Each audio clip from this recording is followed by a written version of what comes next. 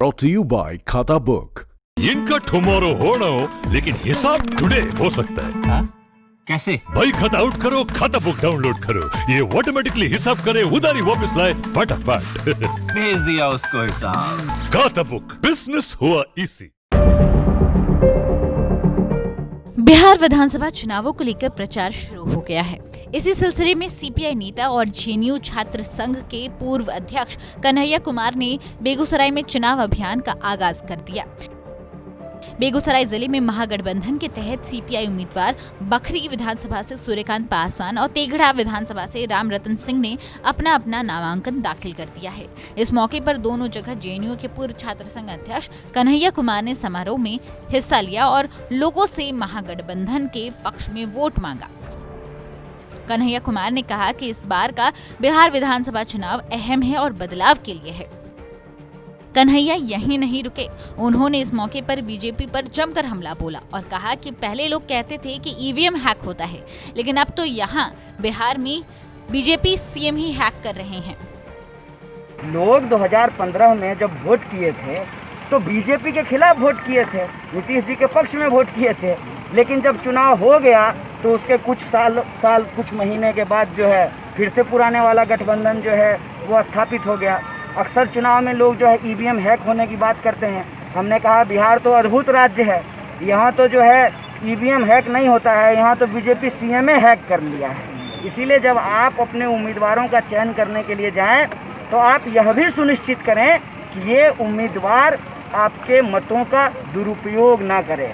और 5 साल में एक बार मौका आता है कि आप अपने भविष्य के लिए, रोजी रोटी कपड़ा मकान के लिए, शिक्षा स्वास्थ्य के लिए, सड़क बिजली पानी के लिए, रोजगार के लिए और सबके आत्मसम्मान के लिए मतदान करें। यही हमारा आग्रह रखी है। बिहार देश का एक प्रमुख राज्य है, लेकिन अगर आप किसी भी मानदंड की बात करेंगे, चाहे आप विकास के मानदंडों की बात करें, शिक्षा के मानदंड की बात करें, रोजगार के मानदंड की बात करें, विस्थापित के मानदंडों की बात करें, तो बिहार जो है आज भी पिछड़े राज्यों की सूची में क्यों है।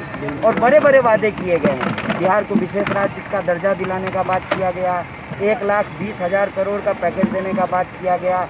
आखिर इन सारे वादों का क्या हुआ है? तो इस बार बिहार विधानसभा चुनाव का स्टूडेंट की तरफ से, मजदूरों की तरफ से, किसानों की तरफ से, महिलाओं की तरफ से और बिहार के एक एक नागरिक की तरफ से यही आग्रह है, यही अपील है, उनकी एक ही उम्मीद है कि इस बार का नारा बदलाव का नारा है। बिहार में बदलाव होना चाहिए।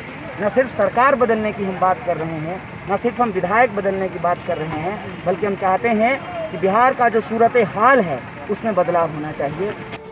बखरी विधानसभा से सीपीआई उम्मीदवार सूर्यकांत पासवान और तेघड़ा के सीपीआई उम्मीदवार रामरतन सिंह ने कहा कि वो चुनाव जीतने के बाद अपने अपने विधानसभा क्षेत्रों में डिग्री कॉलेज खोलेंगे। इसके साथ ही शिक्षा, रोजगार, किसानों की समस्या को लेकर चुनाव मैदान में जाएंगे, क्योंकि बिहार सरकार से लोग अब ऊब चुके हैं और इस बार परिवर्तन निश्चित है।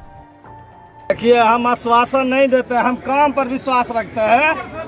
हमारा महागठबंधन की सरकार बनेगी, तेजस्वी की सरकार बनेगी। बखरी में सबसे पहला हमारा मुद्दा होगा, जिस क्षेत्र में हम काम करेंगे वह शिक्षा का क्षेत्र होगा। सबसे पहले पूरे विधानसभा में हमारा 4 ब्लॉक है, हम चारों ब्लॉक में डिग्री कॉलेज खोलेंगे। मुद्दा है ये गौड़ा चौड़ से लेकर के और कौआ टाड़ पुल तक वो जल निकासी का मुद्दा है। तो किसान बरसों बरस से इस सवाल को लेकर के लड़ रहे हैं, इसको उठा रहे हैं, लेकिन परेशानी आज तक बनी हुई है, अभी तक इसका समाधान नहीं हो पाया है। बहरहाल कन्हैया तो अब बिहार के चुनावी रण में उतर ही चुके हैं और महागठबंधन को जीत दिलाने की तैयारियों में जुट गए हैं। ये तो बस शुरुआत है, आगे और भी वो बयान देते नजर आएंगे।